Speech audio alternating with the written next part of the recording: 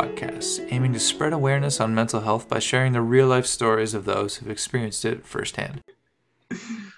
All right, Joshua Langston is here today. How you doing, man? Pretty good, man. Pretty good. Life's good. Life's chill at the moment. It's not much to complain about. Not much to complain about. That's good. You survived the quarantine, eh? Yep. Got a full house of people here, so it's a little chaotic at times. You know, if you have 3 roommates and they all have girlfriends, it can get a little crazy. Plus a cat that won't ever be quiet. So it's been a lot, but it's been good. It's been good. Great opportunity to, pick up some new hobbies and stuff. How about yourself? Yeah, that sounds like a lot of different energies in the house. Yeah, pretty good, man. Just trying to stay busy. What hobbies have you picked up? Learned to skateboard. Don't want to tell my dad too much about it because he's probably gonna be a little afraid. Someone with coordination as poor as mine is out rolling around on a plank of wood with wheels on the bottom of it. But it's fun. It's kind of dangerous, but it's a good way to get around. Yeah, it is fun. Even just to get around and not necessarily do tricks. not dropping any bowls anytime soon, but that's awesome, man. So I made a post on the Black Lives Matter page, and I just said if anyone would like to come on and kind of talk about their story with racism or just anything in that nature to help the cause, just reach out. And you reached out, and I just want to say thank you for reaching out. And thank you for doing this. I know it's probably something that's not easy to talk about. But so you grew up in Prince Edward Island, right? Yeah, my family moved to PEI from London, England in 2004. So, okay. Yeah, I lived there for the first 5 years of my life. And then in August 2004, we moved to Prince Edward Island. So I pretty much grew up there. I was there from 2004 to 2017 when I moved to Halifax for university. But yeah. How old were you in 2004? Sorry to cut you off. I was 5 years old. Okay. Yeah. Cool. So most of your memories are from PEI as far as being a kid? Oh, absolutely. Yeah, the vast majority. It's all PEI.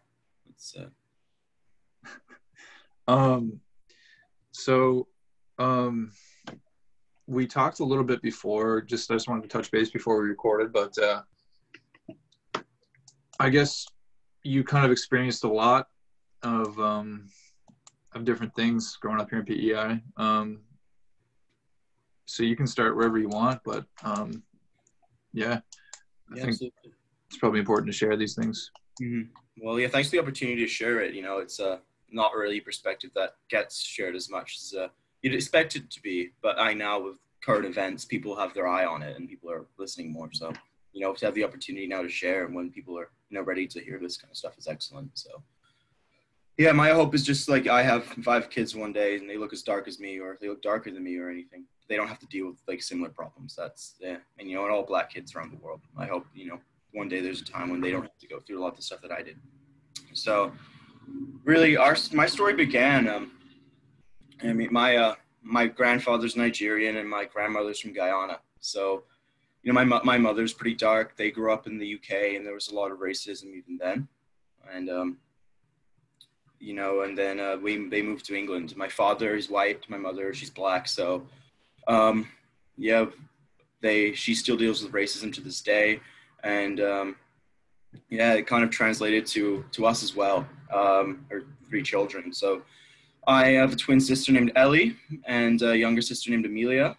And we all moved out to PEI together and we lived there together till 2017. But, as our upbringing, as it goes, like, we were pretty fortunate kids. We lived in a nice house. We had dogs, cats, all the property and land you could run and cycle and mess around on that you could ever want as a kid. So, had a pretty privileged upbringing that way.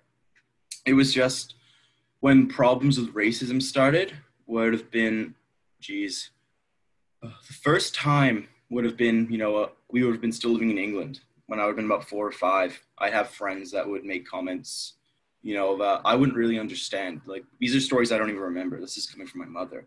But I'd have friends at school who'd say, you look like poo or something like that. And I'd come home crying to my mother and asking her to explain why they'd say that. Because, at that age, you don't really understand what makes you different. And you don't really get that. And, I don't remember a lot of the stuff because I was so young, but at that time. So, I didn't really know I was different for the longest time. Like this thing didn't really stay with me. But that kind of changed by second grade. I don't know. First grade, I was pretty lucky. I don't think anything really happened that year. I was just a happy kid, hang out with my friends in the playground in the elementary school. I'd go home, hang out with my sisters, and I had great parents, and life was good. But it was really in like grade 2 when I started to get bullied quite heavily, actually, by kids in other classes. It was never really my own. It was the kids I didn't know very well. And it was usually on the playground or on the soccer field that it would start. So they'd pick on me, and it would all be around my skin color. And they'd make really insensitive comments. They'd say stupid stuff, but like back then it really hurt. They say like, go back to Brownie Town and stuff like that. It didn't really make any sense to me. But, it started to get on my nerves 100%. I got in, I think, my first fight in second grade with this kid who was saying racist stuff to me and my sister and bullying her friends. And as from then, it really just kind of took off for the next few years of the amount that I'd be targeted, as well as my sister Ellie. She'd get it as well. It was pretty stressful, especially as a young kid. You just want to get along with everyone and have fun, but then you have these people you don't really know that well, and other kids you just want to play soccer with they'll pick on you for things you can't control. So yeah, that was pretty tough. Some of the main problems though with the bullying, the extent of it, was the teachers. I don't know if they were equipped to deal with it or they knew how to appropriately, but it went on for a long time. It went on for years, and the administration of the schools, they were slow to really take any action and to really, punish the other parties involved. So, it kind of started quite a long campaign of my parents fighting for me, my sisters as well, to deal with these problems that we were facing and deal with this bullying and get the administration to do something.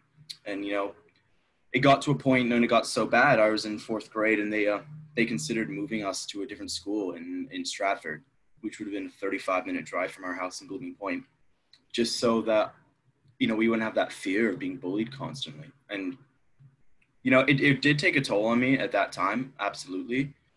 It made me nervous to go and be around these guys. If you saw them in the hallways, you'd walk a little faster, things like that, just to try and get away with it. And, of my siblings, I'm the darkest looking. I have black hair. My sisters have brown hair. I have blacker features than them. So it kind of, and it's such a school that had such a, it was such a homogenous environment that every kid was pretty much white there. I stuck out one of the most of all the kids that were in my grade, if not, in the entire school. So, if they find something that makes you different, it really puts a target on your back. And that was like a story for pretty much all of them elementary school. Yeah, it was there were some rough times, absolutely. Man, I couldn't imagine being a kid and I think it's tough enough just to be a kid, and then to have this thing that you can't control or you don't even understand, and then these other kids that definitely don't even understand the ramifications of what they're saying. They're just saying it because they say it because that's what kids do, I guess. But they, it should be mainstream where they know you can't say this. You know what I mean? I couldn't imagine having to deal with that at such a young age. Yeah, it's it was a lot, absolutely. And really, the main question that it brings up to me now is, how are they learning this stuff? Because I was called a nigger before I knew what it meant. So. And these kids were the same age as me, so they must have had to pick that up somewhere. And that really is what I think about most today, is where were these kids learning this behavior, and who taught them these words, and who taught them what it meant, and who taught them to hate that way. That is what really makes me think today. 100%. Yeah, 100%, man. Yeah, I couldn't agree with you more. So that went on for most of elementary school? Yeah, it pretty much went on all elementary school. I know my grade 1, grade 2, grade 3, grade 4 was especially bad. That was a bad year. it wasn't just for, it was just like on my soccer field with those same kids that would do it over and over again. You know, there'd be people in my class that would say, you know, you'd get into an argument, you're just kids, you'd say some dumb stuff, but then they'd always go to the race stuff. They'd say, oh, at least my father's the same color as me, which was, you know, I love my father so much. I look up to him and I think he's an excellent person, a great man. And for them to like just point out that he was that different than me, that was one thing that, you know, stuck with me pretty hard. And then it was the same stuff. It would get worse.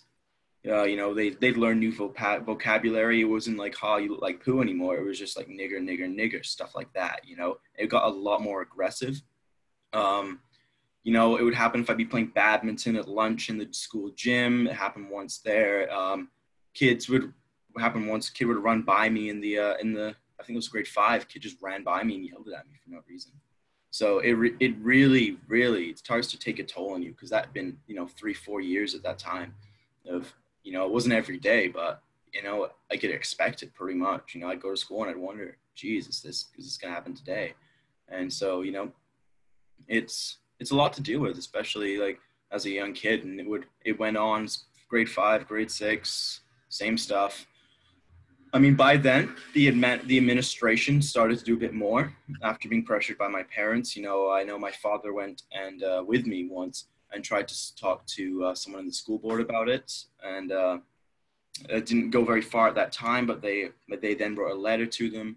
And then they started to saw change. You know, I'd just go see a counselor and to talk about this stuff. And then the kids would, you know, they'd be punished a little more and they'd have to learn what was wrong. And eventually a lot of the guys that used to do it for such a long time, they would, they slowed off, you know, and I became friends with a few of them. I forgave them, which was, you know, as a kid, I was tired of fighting. I was tired of being bullied, and I just wanted like peace and quiet and to have fun. So I became friends with a few of them, which was an interesting experience, because then, you know, there would always be racial remarks as well, though, because I remember when I was in 6th grade, I got the nickname Chocolate Chip, because back then I was short, then I got kind of tall, and I'm short again. So they thought it was kind of funny to call me that, just because, you know, I was the short black kid. And I pretended like I was okay with it, because I was like, you know what, this is better than all the abuse I was getting. But really, it used to bother me quite a bit. And, you know, and you'd go see counselors because, you know, I knew my parents were concerned about me because of the bullying. I know teachers would have been the ones that, you know, that really listened and really cared. And, you know, but it's just hard. I found it hard as a kid to open up to it, because especially because all the counselors were white, I didn't know if they'd really understand what I was talking about. Right. And, you know, and I was very shy about opening up about it, because, you know, to me, being like crying and being upset kind of signified weakness. Like, I never wanted to cry about that stuff. I never wanted to show that it got under my skin. But, you know, and it's coming from so many fronts, and you're not letting it out and you're not dealing with it. You know, you've got people calling you awful things on the playground, and then you've got the teachers telling you to stop causing problems when you're being bullied. It really starts to bother you. And, you know, it wasn't really till things started to build up until I was probably about 13. That's when, you know, it kind of started boiling to the surface. You know, I think I was never a bad kid, but I probably was a little more problematic when I was 13. That was my first year in junior high. But then there'd be people in my class that would say things like, you know, go back to where you came from. And things like, comments along that line, or I'm surprised you can see past your bottom lip was another one. Or, you know, I'd have people walking across the playground or across the outside the school, just across a park from me or whatever, and just they'd scream abuse at me. They didn't even know me, which was so all that stuff really started to get to me, and more. And then, you know, when I was in grade 7, we started taking the school bus, me and my sisters, because we found a way that would take us all the way up to Blooming Point from Charlottetown by taking a couple buses. So, you know, I met new people there I hadn't met before, but that kind of opened, and there were a lot of high schoolers on the bus, and that kind of opened the door to different kinds of abuse. So I remember the first time I was called a monkey was on the school bus. But, you know, the worst event that ever probably happened to me while I was in school was I was in 7th grade, and a bunch of them, the guys at the back of the bus, the older kids, they called me a nigger. And jokingly, I'm sure it was, one of them pulled a knife and threatened me with it. that he had in his backpack. And honestly, I was 12 or 13 at the time. And, you know, these kids were like 16, 17, and they were a lot bigger than me, a lot stronger than me, and they'd been abusing me, you know, racially. So I was terrified, and it ended up with me telling my parents, and then reporting it to the police and filing a report on that. So that was around that year. That was kind of like the straw that broke the camel's back in a way. You know, I'd been dealing with it since second grade. It's been, you know, 5 years at that time. And that was when it really started to affect my mental health. You know, I'd be super anxious and super self-conscious about my skin, my hair, and everything. And, you know, because since the age of 9, I used to cover up my arms compulsively because, you know, I thought like maybe that would be a way to hide my blackness, which was obviously foolish. But, you know, an 8 or 9-year-old doesn't really understand fully. So that was the, that was the year I attempted suicide. I was you know, the bullying really got to me that year. And I don't know if it was a serious attempt or if it was more of a cry for help, but I didn't talk about it for a few months till I told my mother. I think it was a few months later. I tried to hang myself with a scarf in a closet, which obviously didn't work. But, you know, at that time I was like rock bottom. I hated myself. I didn't know if I could keep living this way. And, you know, being so ashamed of who I was as a person. You know, all the abuse really just made me embarrassed to be Black and embarrassed to not look like my dad and embarrassed, you know, to have to deal with these problems and be different than everyone else. And yeah, that was kind of the time when I realized it was actually affecting me, because so many years of not really talking about it and not dealing with it fully and being ashamed to open up about it, you know, and like stuffing it inside, that's when it came to the surface. And, you know, I realized I needed help. Man, yeah. I'm at a loss for words on, like, I couldn't imagine. Like, that's such a young age to have to go through all this. As far as, like, when you say resilience and, like, crying, you see it as, like, a weakness. I imagine, like, you just had to be so resilient all the time because it was happening so much that you couldn't show that it bothered you because they were always picking on you, I imagine. Yeah, a lot of it was that, you know, I thought if you showed weakness and you didn't fight back, then, you know, maybe it would get worse. You know, maybe they'd think you were a weakling and they'd pick on you more. And, you know, I was ashamed. I would have been ashamed at that time if they knew it was getting to me, because I wanted to show I was strong enough to deal with it. And I wanted to show that I was resilient. Absolutely. And, you know, I wanted to make my parents proud, and I wanted to be strong in the face of adversity, especially as a young man. I thought as a man, I couldn't show emotion, and I had to be strong because, you know, my father's such a strong man, but, you know, they never discouraged me from showing emotion, but, you know, I wanted to be like him so much, and I wanted to be strong, and I wanted to support everyone, and I wanted to be like a traditional strong man as I saw in his example, and be stoic in the face of all this abuse and adversity. And I think maybe that may have been part of the reason why it affected me so much, because I never really spoke about it, and I wouldn't open up to counselors, and I'd speak to my mother occasionally about it, and I'd speak to my father occasionally, but I was never really fully open about how much it was affecting me. Right. So all that build up to the age of 13, and that was when the suicide attempt happened? Yeah.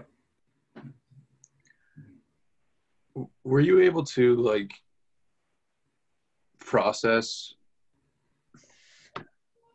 What was your process after that, I guess? After that, the way I dealt with it was, you know, I kind of picked myself up then and realized, you know, I might have, if I'm not comfortable enough to talk about this with someone else, I'm really gonna have to just turn inwards and deal with this. And, you know, I did my best to confront that. But at that time, I had acted up a bit, and my parents knew I was, you know, maybe they thought I was going to go off the rails a little bit then. So they kind of turned their attention to that. We talked about, you know, some racial problems and bullying and things. I never really got into the full extent, but we talked about bullying. And my mother got me in counseling. I saw a couple counselors. One of them I really liked. Both great guys. One of them I really vibed with, but unfortunately, he left the practice right as I was ready to open up to him. I remember thinking, you know, on the way home, like, I want to tell this guy about my suicide attempt. I want to tell him that I'm not okay. then I couldn't keep seeing him for a while. And then I saw another guy, and kind of the same story. They were both white guys, and so I felt a little embarrassed to talk about issues that pertain to race around them. But one big thing that really helped my confidence was physical exercise. I was a pretty scrawny, skinny kid, but my dad was always a super strong guy. He was into bodybuilding and lifting. So, age of 13 over the summer, I started going to the gym with him. We have a small gym in our basement, so started lifting weights, and that really helped me get confident because I got like kind of like 14-year-old jacked, which was fun because the first time girls didn't think I was weird looking. They thought I was kind of cute, and I got pretty fit, which was good. And it really helped with my confidence, and that made me less ashamed of myself. And then I made the soccer team when I probably shouldn't have because I was really bad then.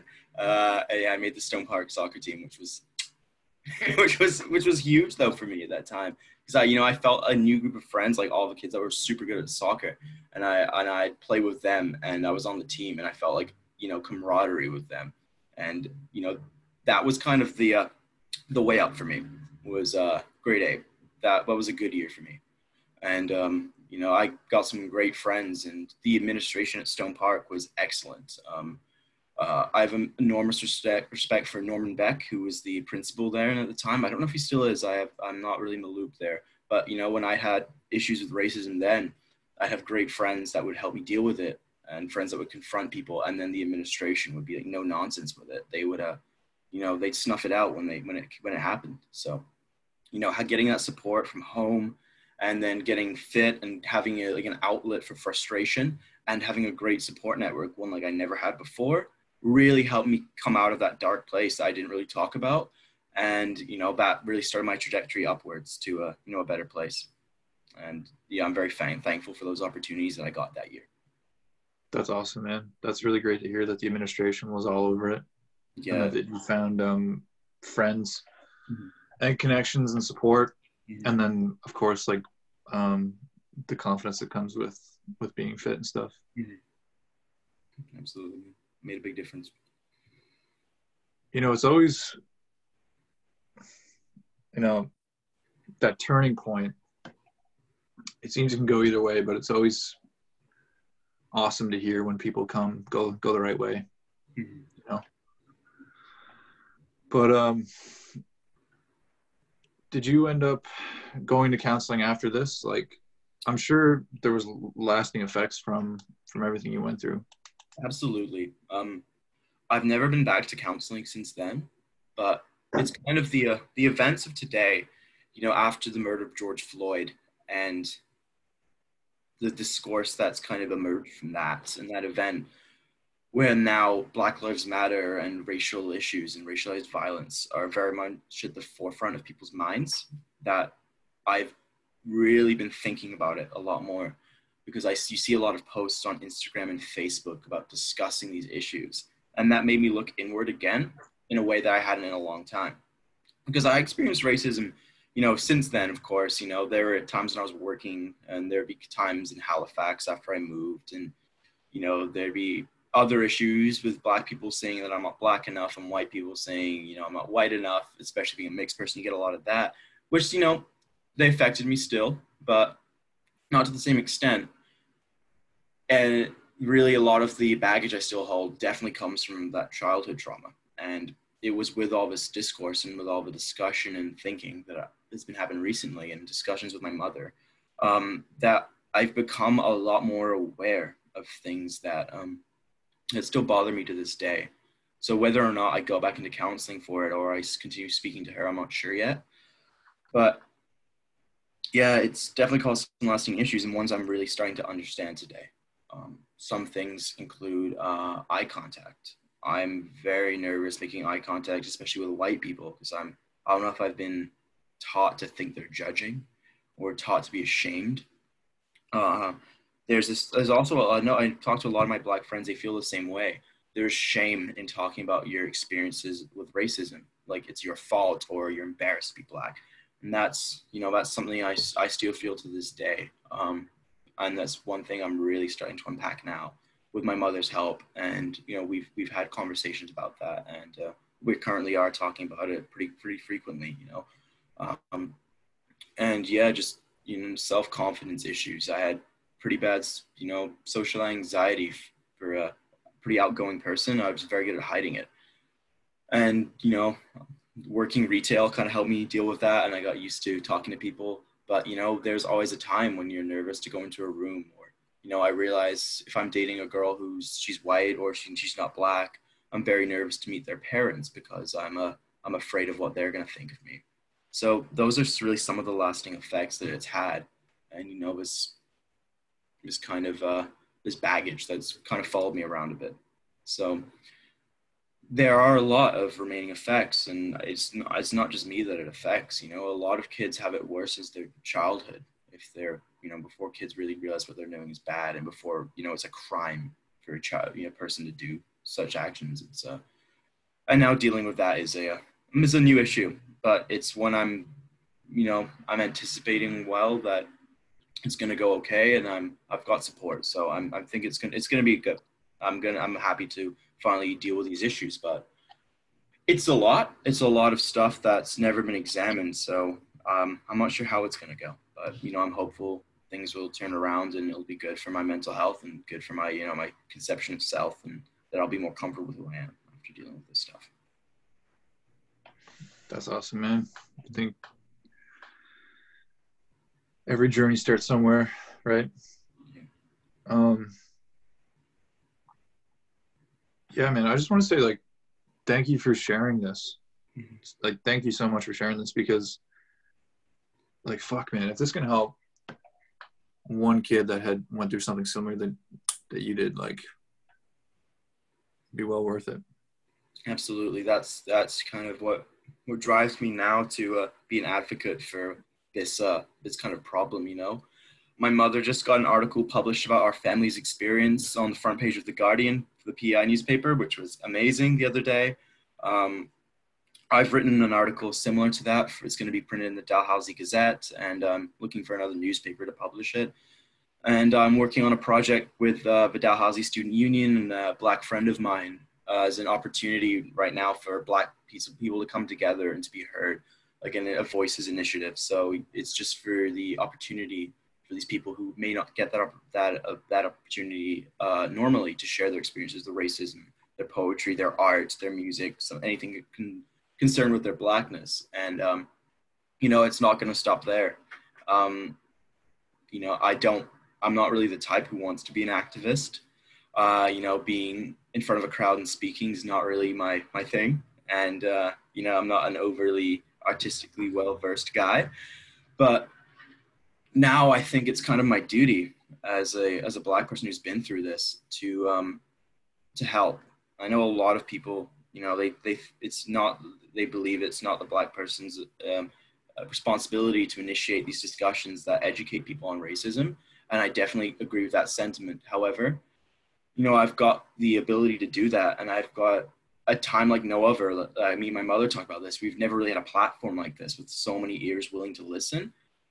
I just want to make a difference now. And I want to help that kid like me who's somewhere, like that boy or that little girl, or, someone who's just had a child who's going to go to school soon, or my own children if I have children in, another 5, 10, 15 years, however long it is.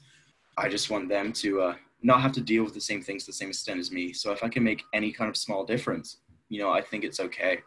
And I think it justifies, putting myself out there in a way that I normally wouldn't, and I'd be afraid to do, and to share these experiences and to talk openly about my suicide attempt, which is something I've never done. Just because I want things to change. I think they can. I think we can make a big difference just by people like you giving space to those to share their stories, and for us to listen and understand what people have been through and how we can make a difference. And people like who've been in my position, being willing and open to share their stories and to talk openly about it, because only through discussion and discourse and understanding, I think, can we make a dent in these problems. So that's the avenue I want to take now. That's awesome, man. It's beautiful. I totally agree with you. And again, like, thanks for coming on and sharing. I guess, like, I'm curious about this. Like, as far as your experiences, like you said, after, eighth grade, things kind of went up, but you said you experienced like a little bit, like in everyday life, like you said, a little bit at work, Mm-hmm. or kind of just in other situations. Like, what are some other things that just kind of, is there anything you notice in day-to-day life just out in society, like you said a few times in Halifax too, right? Sure.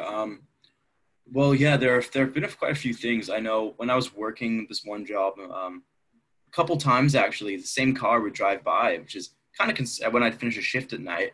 So I'm sure it was picking up somebody who worked with me, but someone would scream nigger at me out the window, and I think I was like 16 at that time. And then, moving to Halifax was great for me because I'd never been around a substantial Black population. So being in Halifax, you see Black faces everywhere. I live on Quinpool Road, and it's quite a busy street, and there are a lot of Black faces, and it makes you feel more at home. However, Halifax has quite a problem with systemic racism in their policing. They had like stop and checks for when Black people are like 6 times more likely to be stopped. I think the numbers showed that Black men 18 to 25 or something like 10, 12 times more likely to be stopped as a group. I think that was the figure.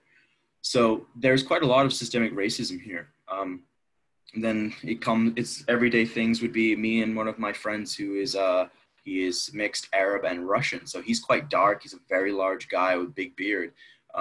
We were walking down the street together one day and, see an old lady before COVID veer into the street and clutch her purse because she was threatened by us. I'm not a very threatening person. I'm 5'7". I'm not very tall. I'm not very big. But, just to be that afraid of a couple of the guys just out for a walk having a chat is, that's one thing you see.